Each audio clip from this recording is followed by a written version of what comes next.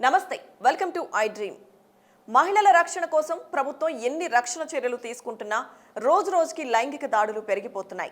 నెలల పసికందు నుంచి వృద్ధ మహిళ వరకు తరచూ ఎక్కడో ఒక చోట మహిళలు లైంగిక వేధింపులకు గురవుతున్నారు.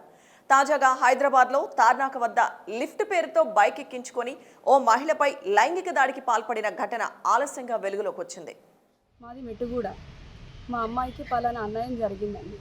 అన్యాయం చాలా బీభత్సంగా జరిగిందండి. కేవలం మా అమ్మాయి పాల కోసమని వెళ్ళింది. అట్లాంటి అమ్మాయిని అది పాల కోసమని దాని కూతురు ఈ అమ్మాయి అయితే పలానా పాల డబ్బా కోసమని వెళ్ళింది. ఆ అమ్మాయిని ఒక అబ్బాయి తీసుకెళ్ళాడు. మా అమ్మాయి అక్కడ నించింది వేరే ఆటో కోసం అని. అంతకుముందుకే పెట్రోల్ వ్యాన్ వచ్చి అమ్మాయిని అడిగాను, ఎందుకు నిలబడ్డావమ్మా అని చెప్తే, లేదండి పలానా ఆటో కోసం నిలబడ్డదని చెప్తుందండి. వాళ్ళు మాట్లాడినాక వెళ్ళినాక తర్వాత వీడొచ్చి ఆ అమ్మాయిని అడిగాడండి, ఎందుకు ఇక్కడ నిలబడ్డామమ్మ అంటే పాల కోసం వచ్చాను అని చెప్పాడండి. అయితే మా అమ్మాయి సరే అని చెప్పేసి ఉంది. సరే వాడు అడుగుతున్నాడు, ఎందుకు వచ్చావమ్మా అనేసి. అయితే మా అమ్మాయి బండి ఎక్కిందండి. నేను ఇప్పిస్తానమ్మా, సరే పద బండి ఉంది కదా నువ్వు తీసుకుంటావు కదా ఇప్పిస్తావా అని వెళ్ళిందండి. అయితే వాడు అన్నాడండి, అంటే రూమ్కి వస్తావా అని అడిగాడండి. అయితే మా అమ్మాయి నేను అటువంటిదా అని కాదు అన్న నన్ను వదిలిపెట్టు అని చెప్పాడు.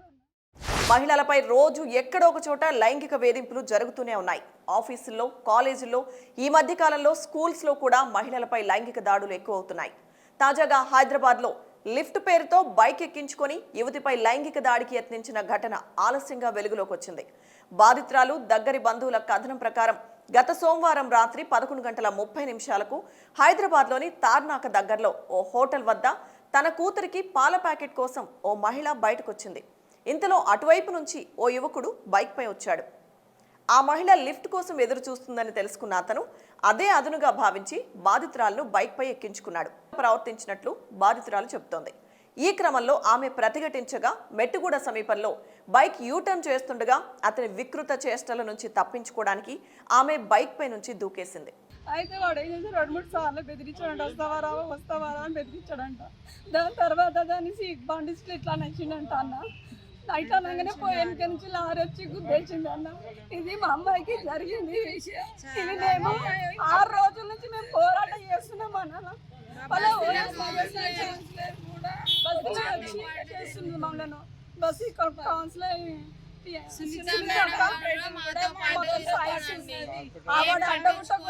ఆవిడ అడ్డగుట్టకుండా పలానా ఎమ్మెల్యేలు వాళ్ళు వీళ్ళందరూ వస్తున్నారు.